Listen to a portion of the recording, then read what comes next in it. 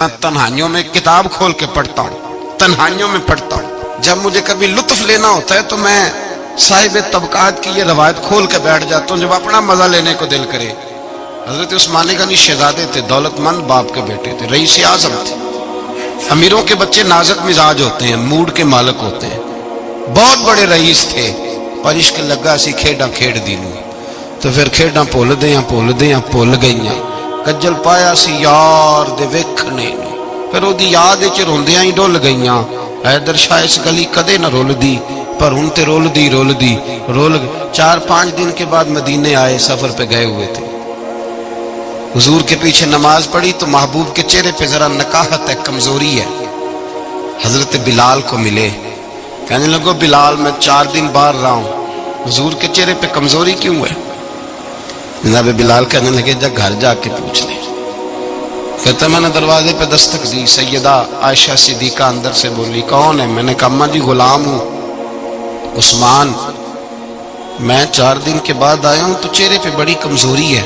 فرماتا جناب عائشہ ہچکی لے کے روئی، کیا ہوا؟ تو کہنے لگی عثمان 4 دن ہو گئے کونین کے مالک نے روٹی کوئی نہیں کھائی، ایک پیالہ دودھ کا ایک کھجور۔ حضرت عثمان غنی رضی اللہ تعالیٰ کا اماں جی آپ پردے میں نہیں چلی جاتی؟ شہزادہ دوڑے گئے، گھر سے اناج کی بوری کندھے پہ رکھی، ہر چیز اٹھائی۔ غلام کہنے لگا مجھے دے دو، 20 نوکر ہیں گھر میں۔ فرمایا نہیں یہ میری ڈیوٹی ہے، میں نہیں کرنی۔ عثمان خود گئے، رسول پاک کے گھر میں جھاڑو دیا، چولہے میں آگ جلائی۔ حضرت عائشہ کہتی ہے میں پردے کے پیچھے سے دیکھ رہی تھی، جب عثمان پھونکے مارتے تھے تو داڑھی سے دھواں نکلتا تھا۔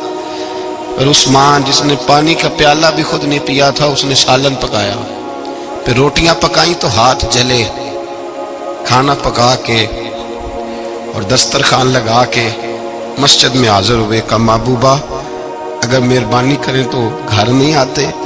حضور تشریف لائے، اور جب پہلا لقمہ تن تندور ہڈاں دا بالن تے اسی ہاواں نال تپایا، کپ کپ مکیاں پیڑے کیتے، اتو عشق پلیتھن لایا، تن دی ہانڈی من دا سالن، اتو لون صبر دا پایا۔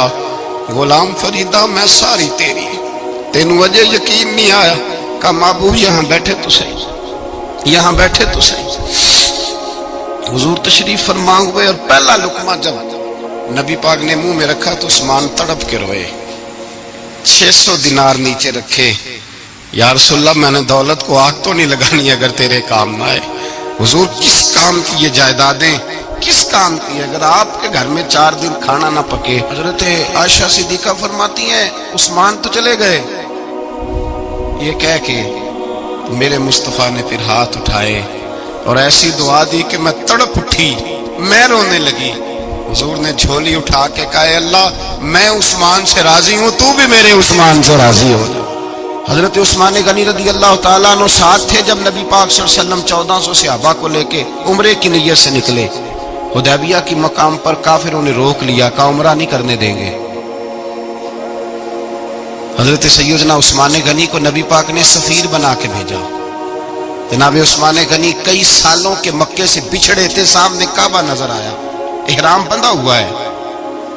جب سفیر بن کے گئے تو ابو سفیان کہنے لگے عثمان ہم تیرے رسول کو تو ابھی عمرے کی اجازت نہیں دیتے، باقی لوگ تو نہیں آتے، وہ سامنے کعبہ ہے، وہ حجر اسود ہے، وہ سارا کچھ ہے، طواف کرنا ہے تو کر لو، استلام کرنا ہے تو کر لو، اگر تم نے کعبے کے اندر نماز پڑھنی ہے تو پڑھ لو، صفا مروہ کے پھیرے لگاؤ، تمہیں اجازت ہے۔ نبی عثمان غنی فرمانے لگے قسم ہے رسول کی زلفوں کی، جب تک میرے مصطفیٰ طواف نہیں کریں گے عثمان بھی کوئی نہیں کرے گا۔ عثمان بھی وہ کون سا طواف ہے جس میں طواف اور مدینے والا نہ ہو؟ وہ کون سا عمرہ ہے جس میں عمرہ ہو اور رسول پاک نہ ہو؟ وہ کون سا حج ہے جس میں حج ہو اور امام الانبیاء نہ ہو؟ بریلی کے امام بول پڑے، فرمانے لگے حاجیوں آؤ شہنشاہ کا روضہ دیکھو، کعبہ تو دیکھ چکے اب کعبے کا بھی کعبہ دیکھو، اور فرمانے لگے غور سے سن تو رضا، کعبے سے بھی آتی ہے صدا، میری آنکھوں سے میرے پیارے کا روضہ دیکھو۔